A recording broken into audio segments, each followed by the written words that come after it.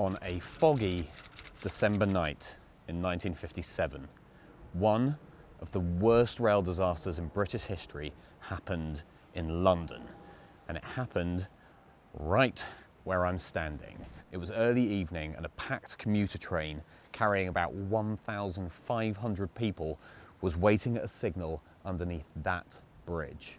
And what happened next became the third worst rail disaster in British history, but led to some important changes. And what's extra interesting about this disaster is I only found out this year that I have a very close personal connection to some of the people that were involved.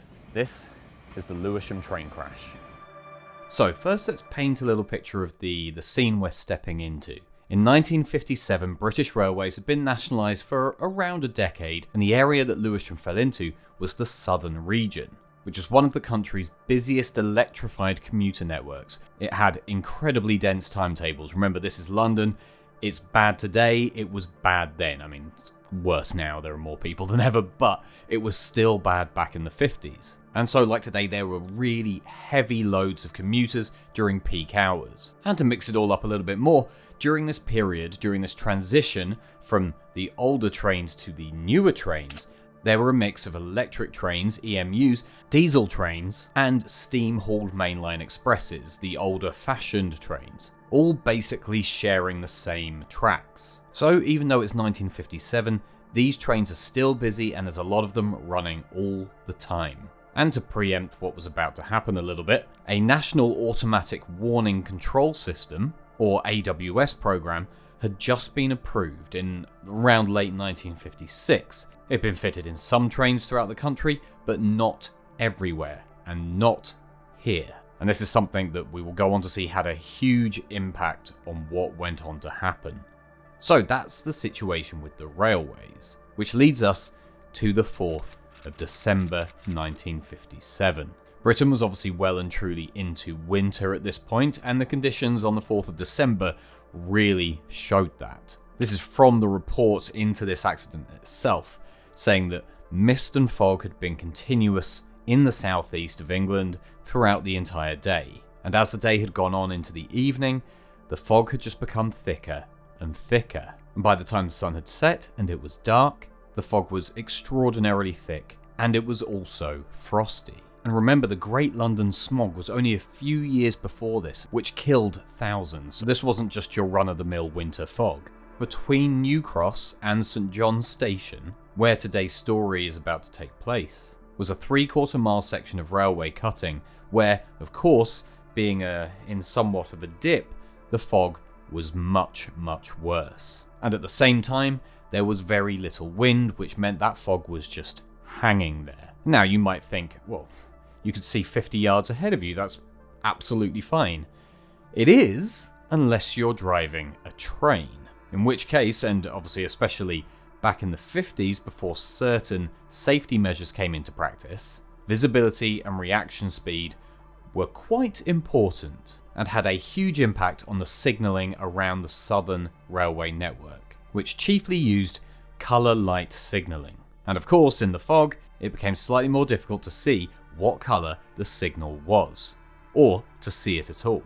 And the fog, as it tends to, although slightly less these days, had caused major disruption to the train schedule. Again, the report into the incident describes crowds at all of the London terminals, all of the London stations, being huge, thousands and thousands of people trying to get onto trains that had either been reduced or were running off schedule, or it was chaos, and that is very much still the case sometimes at the London stations today.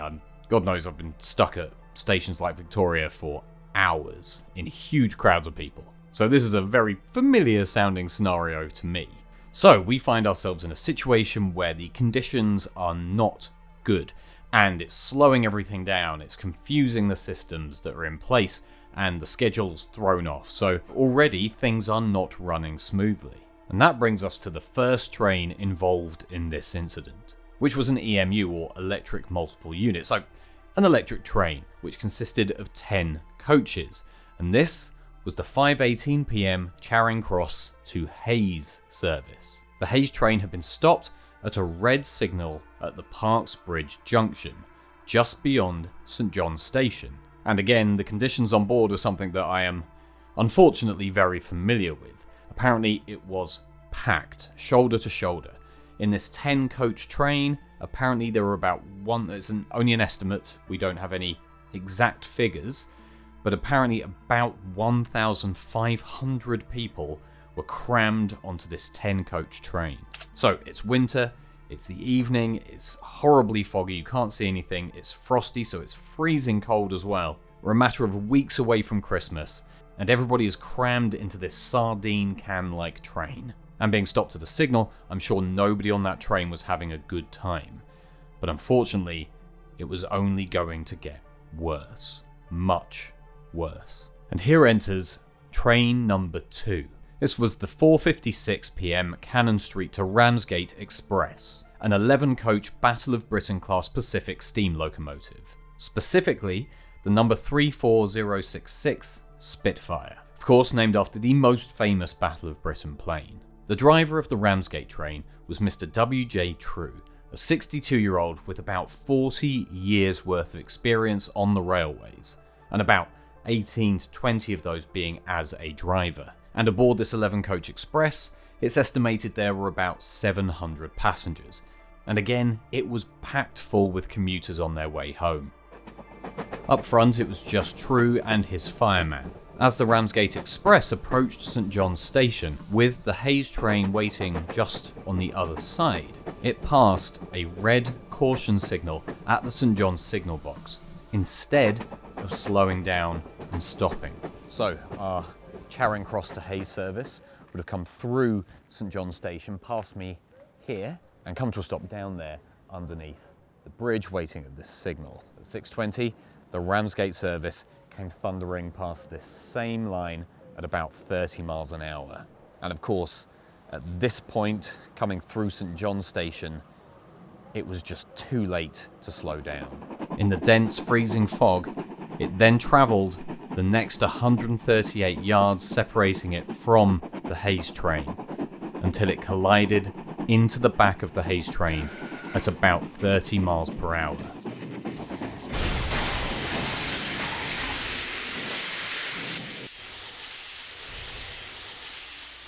This was a bad situation, of course. It's never a good situation when one train has been rear-ended by another. But what made this situation so much worse were two things. The Hayes train had been sat waiting at its red signal with its air brake applied, as it should, to avoid rolling back down the slight incline it was now on. But what this meant is that instead of moving with the momentum of the train that had hit it, which would have served to lessen some of the force of that impact, the Ramsgate Express hit the 10th coach of the Hayes train, which in turn forced the 9th coach forwards, which was then forced over and through the 8th coach, which is rather accurately, if not insensitively, described as telescoping.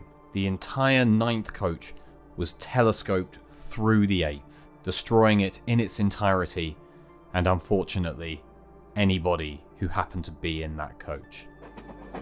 And the second thing that made this accident so much worse was what happened to the Ramsgate Express after it collided with the back of the Hayes train. The rear of the engine tender and the front of the leading coach behind it were crushed together by the impact, and rather than staying on the tracks and continuing to plough through the Hayes train, were thrown off the tracks and to the left. And unfortunately, rather than just derailing and coming to a stop, it came off the tracks and immediately struck the steel middle column supporting the bridge above, that also happened to carry the Nunhead and Lewisham line over the tracks. The bridge was a lattice girder type in 2 spans across the railway below, and it weighed about 350 tons. 2 of the 4 huge girders that made up the bridge crossing the tracks immediately crashed down onto the Ramsgate train below as it continued to move forwards.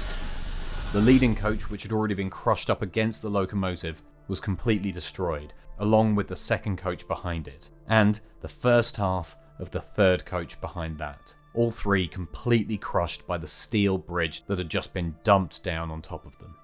And things almost became even worse than that, as 2 minutes following this initial collision, the 5:22 p.m. 8-coach electric train from Holborough Viaduct to Dartford, which was moving towards the bridge that had just collapsed, was stopped just in time by the motorman in charge when he noticed that the girders of the bridge had subsided at an angle. And because the brakes were applied in time, the train avoided being derailed or damaged at all, and stopped with just a slight tilt to the leading coach which had just about reached the bridge. If it had been 1 to 2 minutes earlier, it would have taken the plunge with the bridge down onto the tracks and the other 2 trains below. But fortunately it escaped entirely undamaged, with no injuries.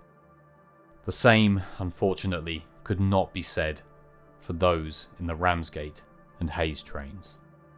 In the immediate aftermath, the first emergency call was made to the London Ambulance Service at 6:22 by someone who lived in a house by the side of the line. The police were then also called about a minute later. Immediately, a major emergency plan went into action, and the first ambulance was on the scene at 6:25 p.m. And thankfully, the emergency services, despite the horrible conditions and the terrible visibility, were able to get to the scene incredibly quickly. What this did mean, though, was that when they first arrived on the scene, it was incredibly hard to tell just how bad the accident was. But as more and more emergency services and more locals who'd come to see if they could help in any way arrived on the scene, the magnitude of the disaster became clear, and more emergency services were deployed. All in all, there were ambulance, police, fire services, members of the St John's Ambulance Brigade, the Women's Voluntary Service, and the Salvation Army all showed up to help out in any way they could, along with so many members of the public who'd heard it happen or who lived alongside the tracks. And the work to begin saving whoever they could began. There are actually pictures of some of the people who helped out walking down these tracks behind me to the bridge, to and from, bringing medicine, supplies, whatever they could to help the injured and those who needed rescuing. You can understand why there was such a huge response to this accident, because obviously where we are, like most train stations in London, we're nestled right in the middle of Lewisham. And there are houses that would have been here immediately on either side of the station, like right next to the tracks. Everyone would have heard this. And remember, this wasn't just a train hitting a train and derailing. This was a steel bridge collapsing on top of a train. Like, the noise of this accident would have been insane, and then followed obviously by the shouts and screams of those who were still trapped inside. Like, you can't imagine how awful this must have sounded. And in the foggy conditions that were here on that day, you know, classic London pea soup, it just must have been the most haunting scene imaginable. During the evening, 109 people with very serious injuries were removed to local hospitals, with another 67 sustaining minor injuries or simply being in shock from what had happened. Amongst the seriously injured were the firemen on board the Ramsgate train and 2 locomotive drivers who were also aboard. The driver of the Ramsgate train, W.J. True, was not physically injured, but suffered from severe shock. But of course, in an accident this severe and with this many people aboard these trains, there were always going to be some unfortunate people who didn't make it. And by the time the dust had settled, it was found that 90 people had lost their lives. 88 passengers and the guard on board the electric train were killed, with only 1 passenger making it out and later succumbing to his injuries. And it was found that 37 of those who died had been aboard the electric train, with 49 in the steam train. Unfortunately, we don't have a full and accurate list of all those who died, and the list that we do have is compiled with the names we were given, along with names that were found in reports and different accounts from this disaster. We do, however, know that the youngest victim of this disaster was 3-year-old Graham Freeman, who had spent the afternoon visiting Father Christmas on Oxford Street and was found deceased next to a crushed toy drum. When he was found, he was still clutching a soft toy.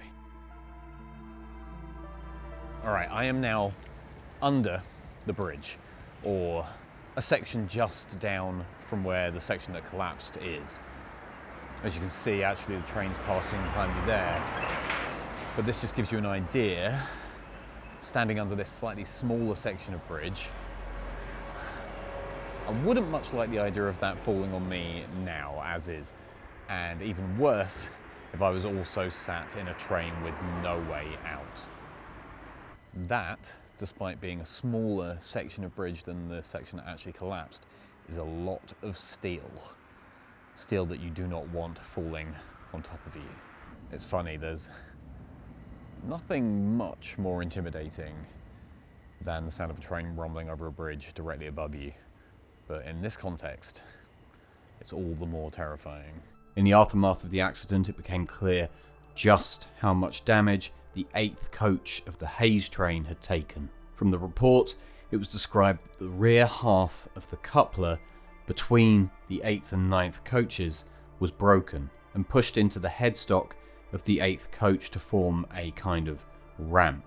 And it was this ramp that helped the body and underframe of the 9th coach to go up and through the 8th coach in its entirety. And afterwards, it was discovered that the Hayes train had only actually moved forwards a few meters after the collision, and it was found that this was ultimately because that 8th coach had taken almost the entire force of the impact, to the extent that the coach in front of it was barely damaged, and there was no damage to any of the other carriages ahead of that. What it did mean, unfortunately though, was that the majority of the casualties on that Hayes train were in that 8th coach. And afterwards it was found that the 8th and 9th coaches were essentially occupying the space of just one coach.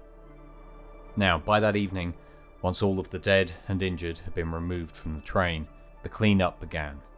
This is always the part that feels insensitive, but unfortunately necessary when it comes to accidents like this, is yes, investigations need to take place, but also things need to keep moving.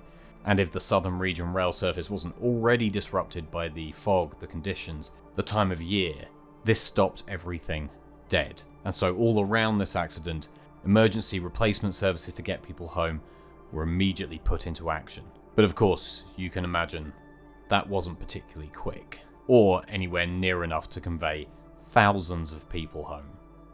The leading 6 coaches of the Hayes Electric train, which were not derailed or particularly badly damaged, were moved forward to the hither green sidings. And the same goes for the 7 rear coaches of the Ramsgate steam train, which were moved back to St John's Station. And of course the Dartford train, which was due to go over the bridge, was moved back undamaged. The following days then involved a lot of work, disentangling the damaged coaches from the trains and removing the fallen bridge, which of course was a lot of work and a lot of heavy steel and wood to move, and so much of it had to be cut up where it lay. Once everything that was damaged had been removed and the damaged bridge section had been taken out, a temporary section of bridge to replace it was constructed and opened by the 13th of January. And hilariously, it reads in the report that this bridge will serve until a new permanent bridge can be constructed. And yet, here today, we still see the quote-unquote temporary bridge. Now, when the bridge was rebuilt and replaced, it was replaced with what was supposed to be a temporary kind of military trestle structured bridge. And what you can see still here today is you can see the old section of the bridge that survived, that was left there. They didn't rebuild the entire thing, just the section that collapsed, because I guess everything else was still kind of structurally sound. And that sat there for the last, 60 to 70 years.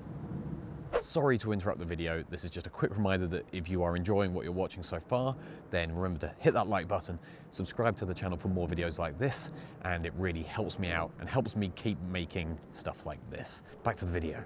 In the inquiry after the accident, the facts were laid bare. It was found when looking at the situation just before the accident that the electric Hayes train had actually been stopped at a signal by mistake. The disruption caused by the fog meant that the Hayes train had actually switched places in the schedule with the train before it, meaning that there was some confusion from the signalman who was expecting a different train. And it was of course whilst the Hayes train was stopped at this mistaken signal that the accident occurred. It was also found that because of the colour signal system on this section of railway, special fog signalling measures were not in place. We've covered this before in certain videos like the Dickens-Staplehurst train crash, where things like small explosive charges were used when visibility was not good. None of that was in use here. It was also discovered in tests afterwards that visibility from the driver's position on the Ramsgate train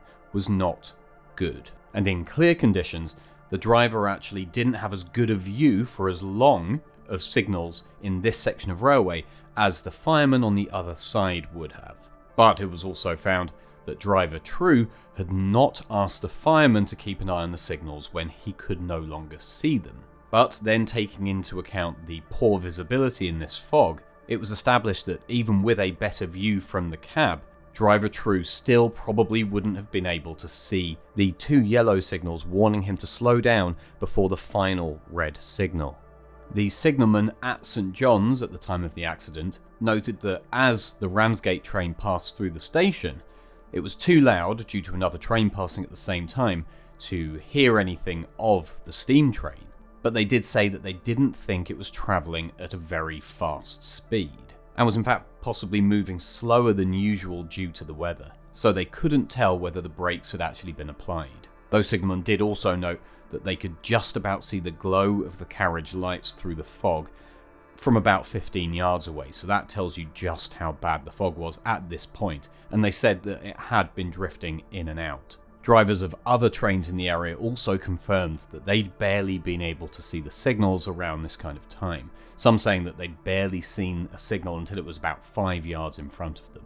The driver of the Hayes electric train also confirmed that visibility had been about 5 to 8 yards at the time of the accident, and when describing the accident itself, claimed that he felt a jolt, which did suggest to him that his train had probably been struck by a following train, but it wasn't severe, and he only discovered how bad things were when he walked back up the line and discovered the wreckage of the 8th coach. Driver Crane also said that after they'd smothered the fire from the engine of the Ramsgate train, they found driver True on the footplate and helped him off of the train and into a nearby house. He said that they couldn't get a single thing out of him, and that he was suffering from severe shock. True was taken to a nearby hospital afterwards, and after spending the night in Lewisham, was allowed to make his way home the following day, where he was then interviewed in bed. Apparently it was very, very difficult to get any kind of coherent statement out of him. What they did manage to work out is that he said he had applied the brake fully as he ran into St John's station, but that he then realised that he wasn't going to stop in time to meet this red signal. The interview then broke down because True didn't seem to be able to continue on, but this backed up what he'd also told others earlier at the scene. When he was interviewed later in January after he'd recovered somewhat from what had happened, he claimed that he'd been looking out through the front portal of the train the entire time, but that the signals had been very hard to see until you were right on top of them, and even then you could just see a glimmer of them. During further evidence, he claimed that he did not think he'd been going that fast through St John's Station and that he had applied the brake before they entered it, but that usually you would not expect a red signal and that he didn't recall ever having stopped at St John's, even in a fog like there was on the day. True also couldn't explain why he hadn't asked fireman Hoare next to him on the other side to observe the signals for him. When it came down to his health and well-being, he claimed that he was suffering from no ill health on the day, although he was a little anxious to make as good a run out to Sevenoaks as possible, where they needed to top up with water. And when asked whether this anxiety may have thrown him off somewhat, he replied that he did not think so. Fireman Hoare, who was 32, with 12 years of railway service, was quite severely injured, but by the 6th of December he was able to make a short statement from hospital. The weather was very foggy, it being variable. Passing New Cross, the New Cross down through starting signal was showing a green aspect. I then started to fire until my driver asked me to look out for the next signal. I immediately did so prior to entering St John's Station, and when the St John's down through starter came into view, it was a red light. I told my driver immediately and he made a brake application. There was little reduction in speed prior to the impact. I estimate the speed at St John's at about 40 miles per hour. Hoare also confirmed that after he'd told True about the red signal, he'd seen True pull the brake handle down, but also reported that he'd felt barely any reduction in speed. What he was sure of, though, was that the train definitely was travelling slower than usual speed through here being between 40 and 50 miles per hour. What he did confirm, though, was that he was immediately worried, knowing that having seen the red signal, the train would probably not have enough time to slow down for whatever was in front of it. Others who were interviewed, including passengers and guards, more or less confirmed the speed, and also all confirmed that they hadn't felt like the brake had been applied. Afterwards, the inquiry concluded that the fog must have been incredibly dense at the time of the accident, and even directly afterwards, it wasn't even clear to people who were arriving on the scene exactly what had happened because they couldn't see that the bridge had collapsed.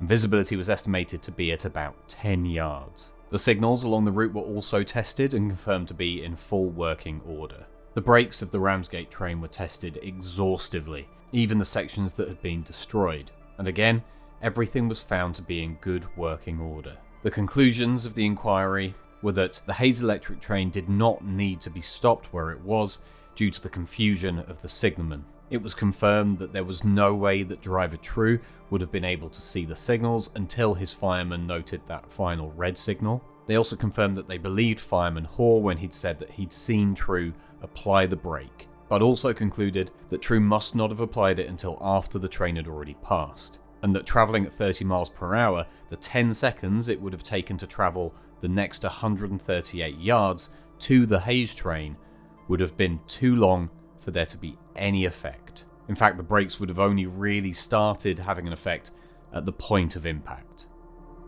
The inquiry found that having missed the two signals before the red because he couldn't see them, he'd not already attempted to slow down the train.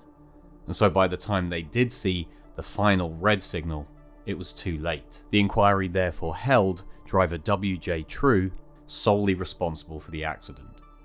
The inquiry also went on to conclude that an AWS system on board would likely have prevented the collision. The AWS system consists of magnets that are positioned along the track about 180 meters before the actual signal.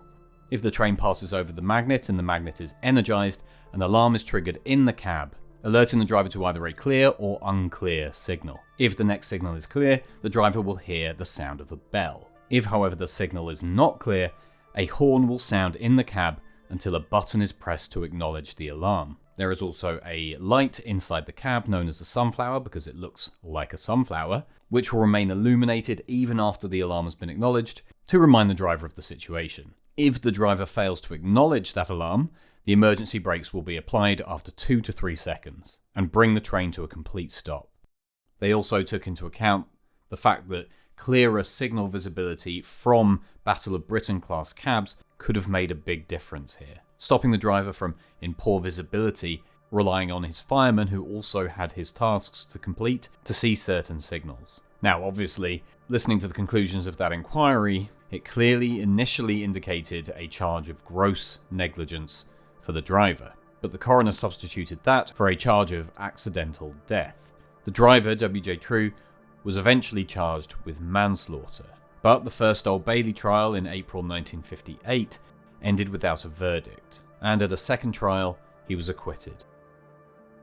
Another fascinating but tragic twist to come after this incident was the case of Chadwick versus the British Railways Board. Henry and Ellen Chadwick lived not very far from where the accident occurred. In fact, they were about 180 meters away from the crash site itself. Henry himself was described as a small, enthusiastic window cleaner, and upon hearing the news of the accident, Henry rushed to the scene to do what he could, and because of his smaller stature, ended up actually being able to crawl into the wreckage and help some of those inside. Here, Henry spent about 9 hours helping the injured, with one trapped woman explaining how he got inside and gave her a painkilling injection. The problem here, of course, was as well as putting himself in physical danger by going into the remains of this wrecked carriage, Henry had no choice but to come into contact with the remains of the deceased. And it's difficult to even imagine the horrible scenes that must have been inside those carriages. At about 3 o'clock in the morning, Henry returned home to his wife. He was covered in mud and blood, and he handed her a small brooch which he'd found on a young boy who'd been killed.